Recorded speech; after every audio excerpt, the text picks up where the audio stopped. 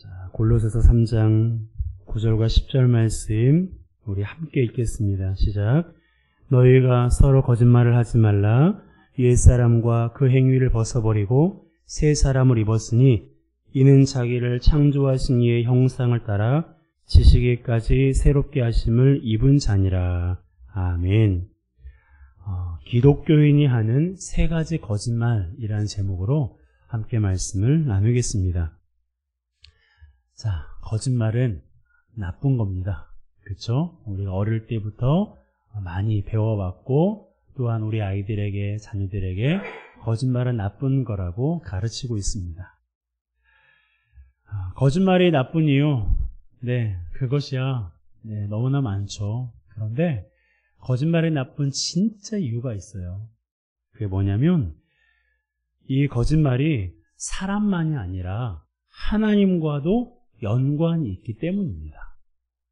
내가 사람에게 거짓말 한 것처럼 보이지만 사실 그것의 본질을 보게 되면 그 거짓말이 하나님을 향하고 있다는 사실이에요.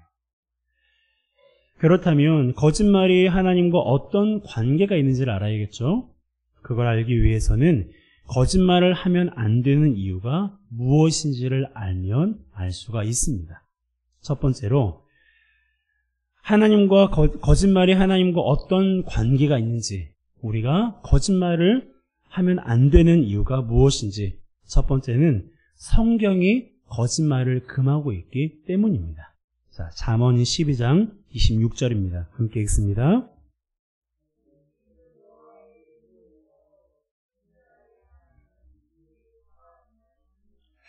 자, 거짓 입술은 누구에게 미움을 받아요? 여호와께, 하나님께 미움을 받는다고 성경이 그렇게 기록하고 있어요. 성경에 기록되어 있다면 다른 설명이 필요가 없습니다. 거짓 입술이 여호와께 미움을 받는 것이기 때문에 우리는 거짓 행위를 해서는 안 되는 거죠. 우리의 행위의 기준은 굉장히 단순해요. 하나님이 좋아하시는 것을 좋아하면 되고요. 하나님이 싫어하시는 것을 싫어하면 되는 거예요. 그렇다면 거짓말은 하나님이 좋아하시는 걸까요? 싫어하시는 걸까요? 싫어하시는 거예요. 그렇기 때문에 우리는 하나님이 싫어하시는 것이기에 우리도 거짓말을 싫어하고 미워하면 되는 것입니다. 이것이 바로 거짓말을 하면 안 되는 첫 번째 이유고요. 두 번째 이유는 하나님은 거짓이 없으신 분이기 때문이에요. 이 두 번째 이유가 첫 번째 이유와도 연관이 있는데요. 바로 하나님이 거짓말을 싫어하시는 이유가 하나님 자체가 거짓이 없는 분이기 때문입니다. 사무엘상 15장 29절입니다. 함께 읽습니다. 이스라엘의 지도자는 거짓이나 변개함이 없으시니 그는 사람이 아니시므로 결코 변개하지 않으심이니이다.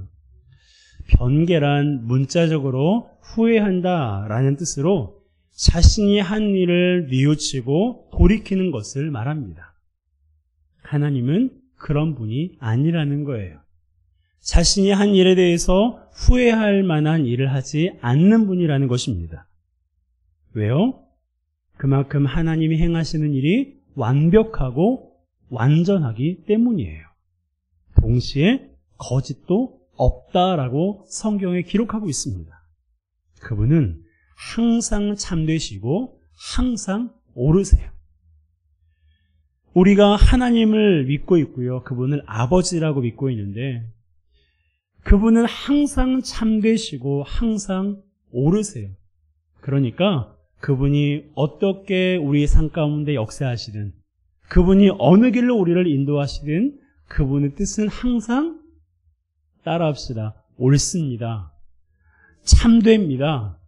여러분 이것을 꼭 기억하세요. 그래야 하나님의 사랑을 오해하지 않고 하나님을 우리가 오해하지 않을 수가 있습니다.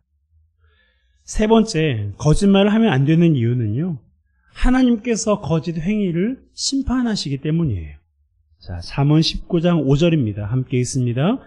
거짓 증인은 벌을 면하지 못할 것이요 거짓말을 하는 자도 피하지 못하리라. 사회 법정에서도 위증죄는 중죄입니다. 하나님께도 마찬가지예요.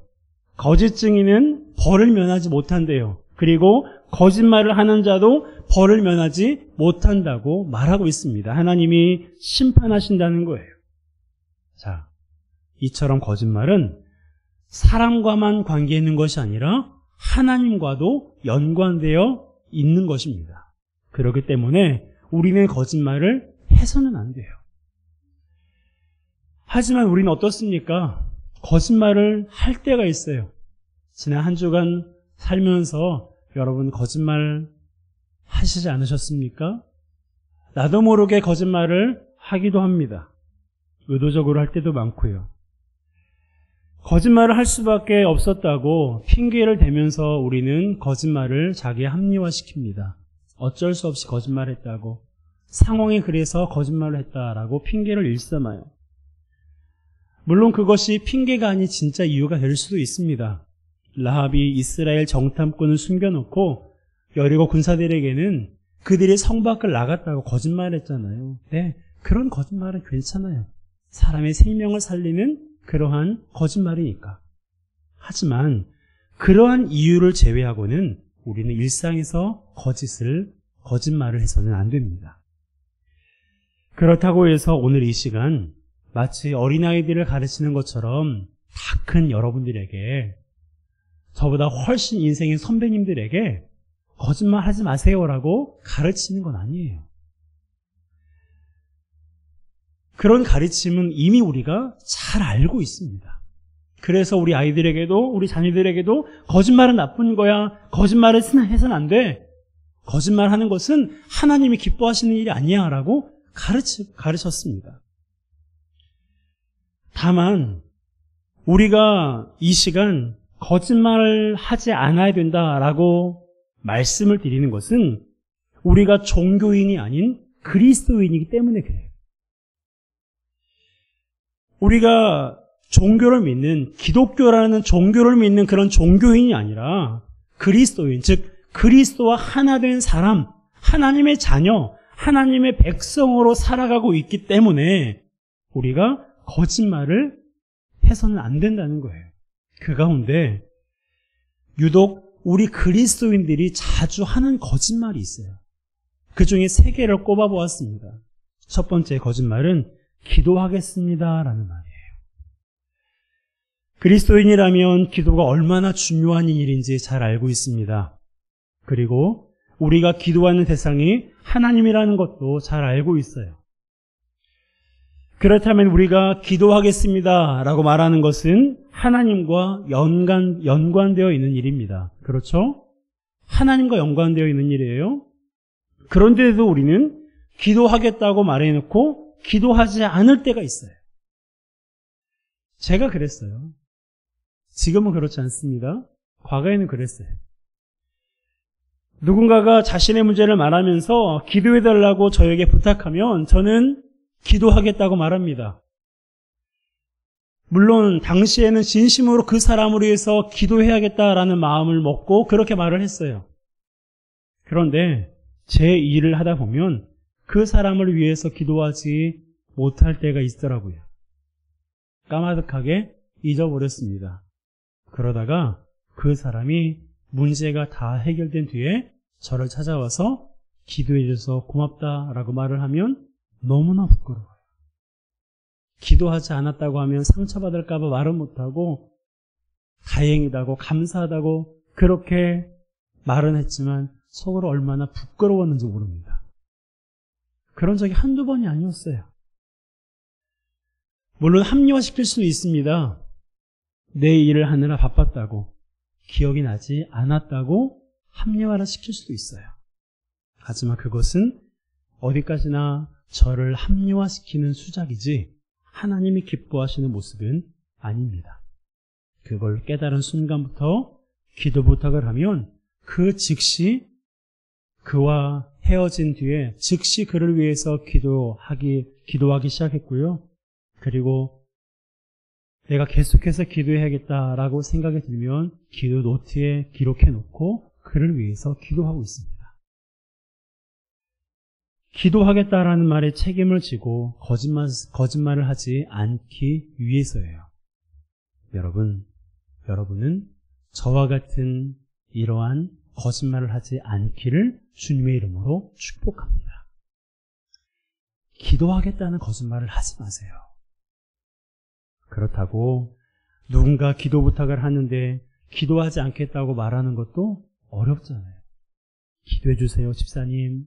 기도해 주세요라고 말하는데 저 기도 안 할 건데요. 말하면 얼마나 상처가 되겠어요. 그러니까 누군가가 기도 부탁을 하면 하나님께서 나에게 이 사람으로 해서 기도하라고 하시는구나 라는 그분의 음성으로 알고 기도하겠다고 말하세요. 그리고 계속해서 기도하면 좋겠지만 그것이 힘들면 저처럼 그 사람과 헤어진 뒤에 즉시 그를 위해서 단 한 번이라도 진심으로 그를 위해서 기도하십시오. 그러면 그 사람으로 해서 기도하는 게 되잖아요. 물론 계속해서 기도하면 좋습니다. 여러분, 그렇게 함으로 기도하겠다라는 말이 그리스도인의 거짓말이 되지 않았으면 좋겠어요. 하나님을 믿지 않는 사람들은 기도하겠다는 말 하지 않잖아요. 그런데 우리 그리스도인들은 기도하겠다라는 거짓말을 너무 많이 해요. 기도도 하지 않으면서 기도했다고 말하고. 여러분, 이것은 그 사람과 그 사람을 향해서 내가 부끄럽고 창피한 수준을 떠나서 하나님을 욕되게 하는 거고 하나님과의 관계를 흐트러뜨리는 일이에요. 그러니 최소한 이 시간 예배하는 저와 여러분부터만이라도 기도하겠다라는 거짓말을 하지 않기를 주님의 이름으로 축복합니다. 자, 두 번째 거짓말은 뭘까요? 자, 뭐겠습니까? 사랑합니다라는 말이에요. 사랑합니다. 여러분, 세상에서 사랑하는 것보다 더 힘든 일이 있을까요? 어떠세요? 인생의 선배님들, 사랑하는 것보다 힘든 일이 있습니까? 지금까지 저의 소견으로 보면 없는 것 같아요.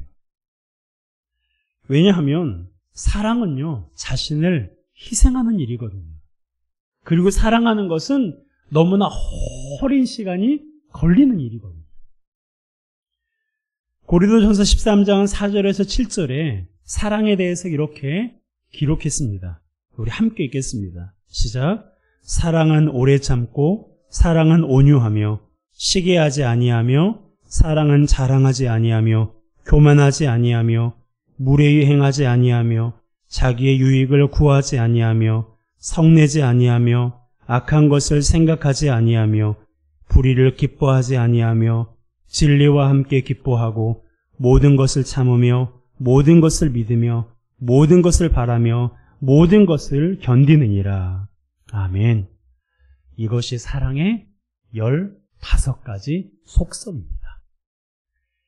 우리가 누군가에게 사랑합니다 라고 말할 때는 이 정도는 갖추고 있어야 돼요.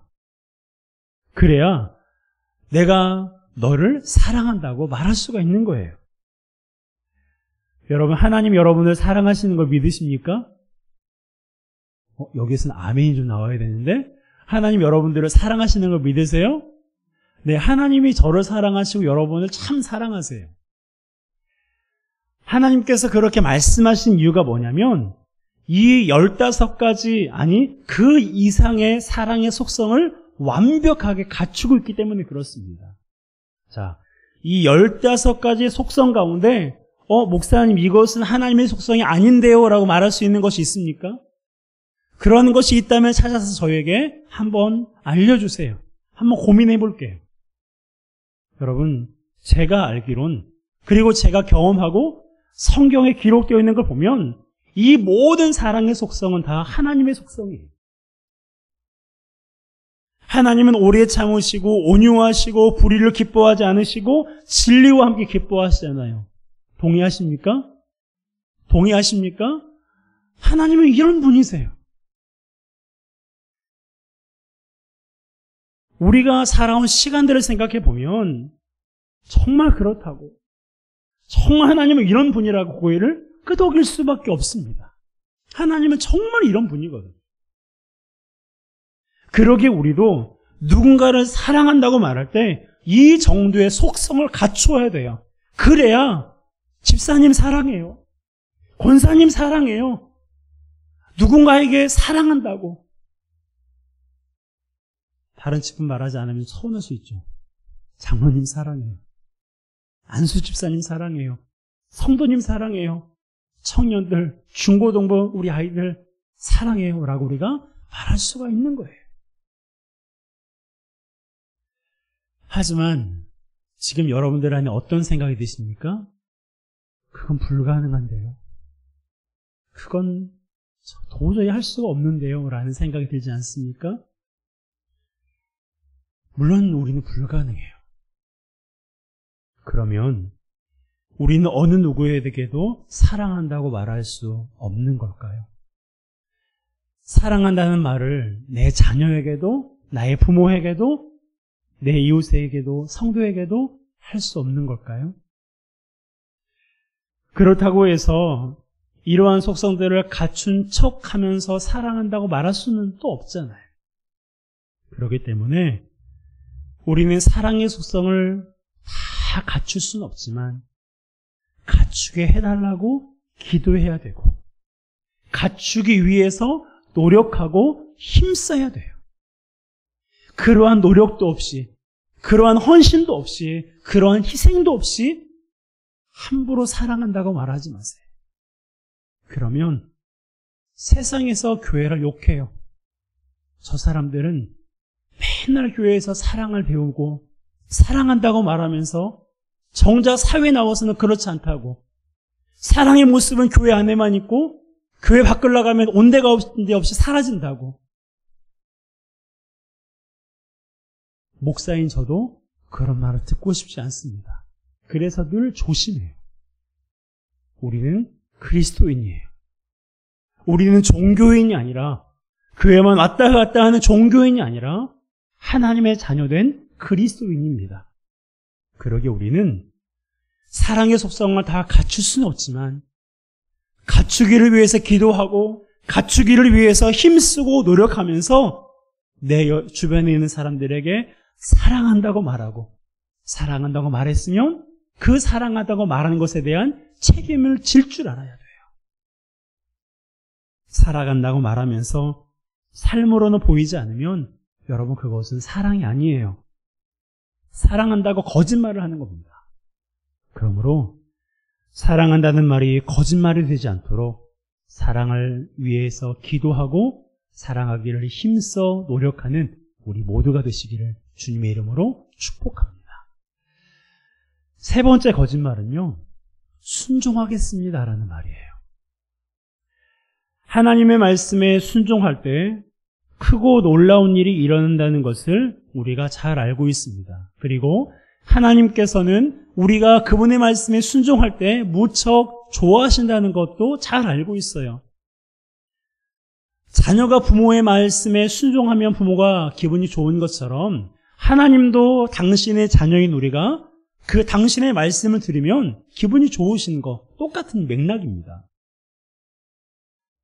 그래서 기분이 좋으시고 기뻐하시니까 그분의 말씀에 순종하면 우리가 기대했던 바대로 하나님께서 역사하실 때도 있고, 우리가 전혀 기대할 수 없었던 그런 크고 놀라운 일을 우리 가운데 행하시기도 해요.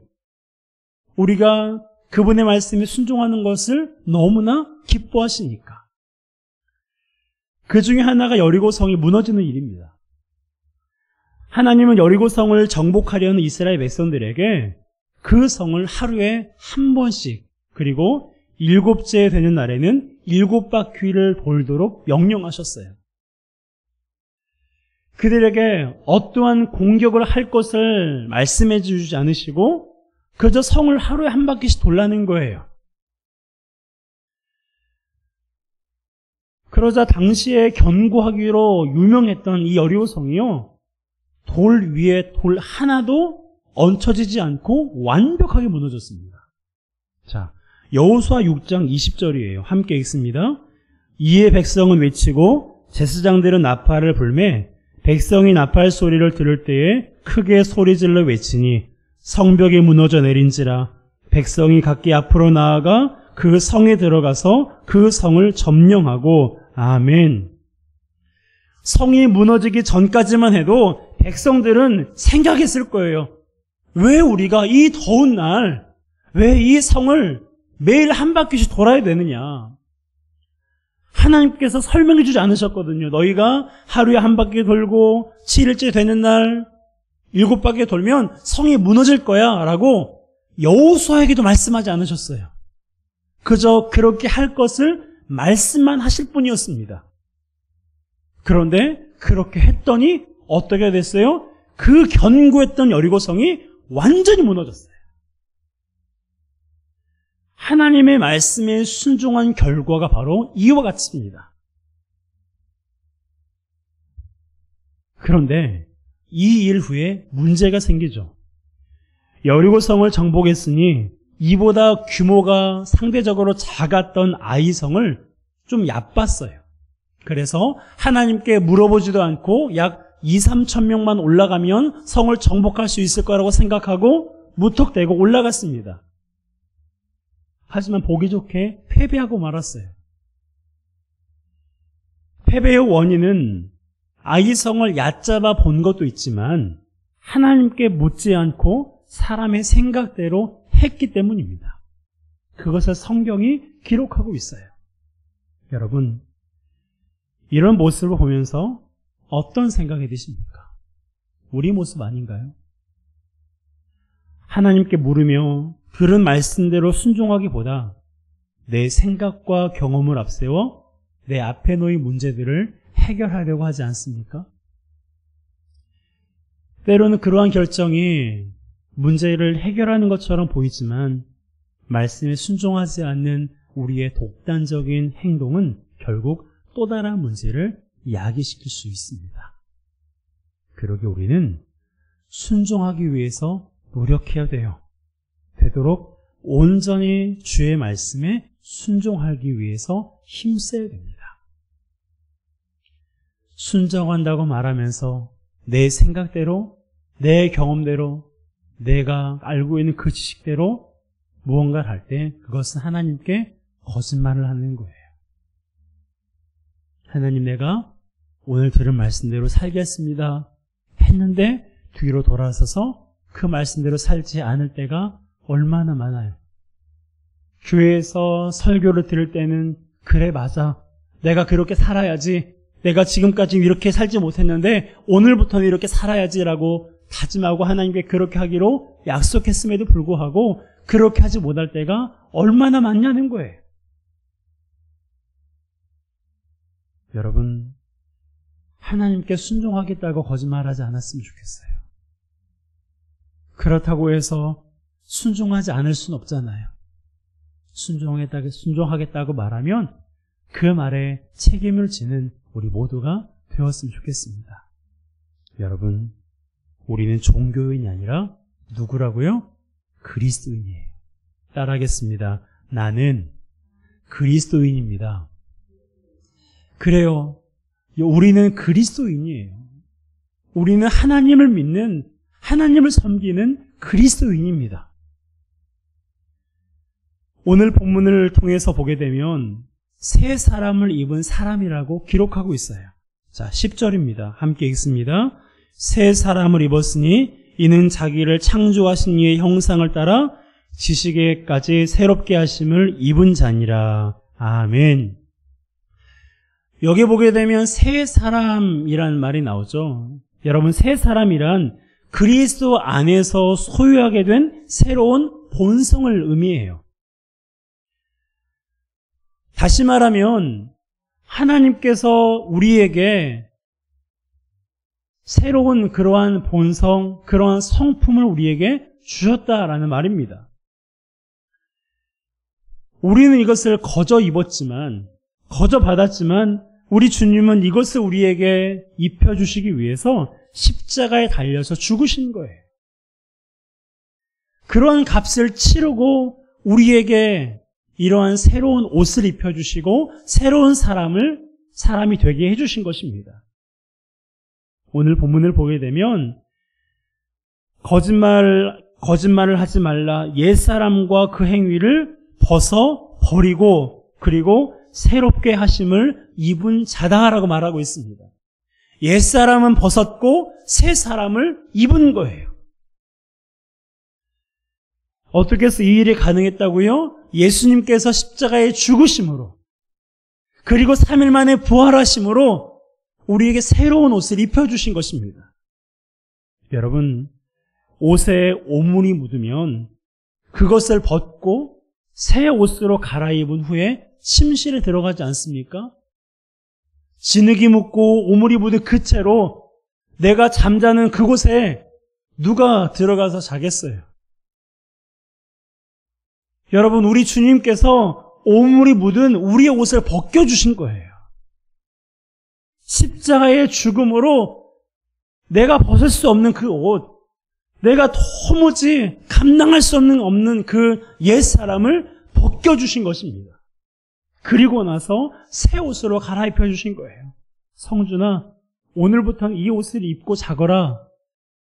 사랑하는 자녀들아, 내가 너희들을 위해서 십자가에 죽었고 부활함으로 이 옷을 준비했으니 오늘부터는 이 옷을 입고 자라고 저와 여러분들에게 새로운 옷을, 의의 옷을 주신 거예요. 그 옷을 입었기 때문에 우리는 그리스도인이라고 말할 수가 있는 것입니다. 내 행동이 의로워서 나의 생각이 선해서가 아니라 우리 예수님께서 나에게 의의 옷을 입혀주시기 때문에 우리가 새 사람이 되고 새 옷으로 갈아입을 수가 있는 거예요. 여러분, 그러므로 우리는 옛사람을 벗어 던졌어요. 옛사람의 속성은 거짓말이에요. 옛사람은 거짓말을 해요. 그런데 우리가 옛사람이 아닌 새사람을 입었고 우리가 그리스도인이라 칭함을 받았다면, 그런 확신이 있다면 우리는 거짓말을 멀리해야 돼요. 하나님 앞에서 정직하게, 하나님 앞에서 거룩하게 우리는 살아가야 됩니다. 여러분, 새 사람을 입게 하신 하나님의 은혜에 감사하시기 바랍니다. 새 사람을 입고 오늘 이 시간 하나님을 예배하게 하시고 하나님을 아버지라고 부르게 하시고 우리 삶의 문제와 위기 앞에서 하나님 나를 도와주세요, 하나님 나를 살려주세요 라고 기도할 수 있는 그러한 기도의 특권을 주신 하나님 앞에 감사하시기를 주님의 이름으로 축복합니다. 여러분, 하나님께 거짓말하지 맙시다. 기도하겠습니다. 사랑합니다. 순종하겠습니다. 우리는 위기를 모면하기 위해서 그저 쉽게 하는 것이지만 하나님은 그 고백을 얼마나 기쁘게 들으시는데 우리가 그분의 마음에 상처를 주면 안 되지 않겠습니까? 그러므로 새 사람을 입은 사람답게, 새 옷을 입은 사람답게 거짓말은 던져버리고 하나님 앞에서 정직하게, 그리고 그분의 은혜에 감사한 마음으로 하루하루를 살아가는 우리 모두가 되시기를 주님의 이름으로 축복합니다. 이 시간 함께 찬양하겠습니다.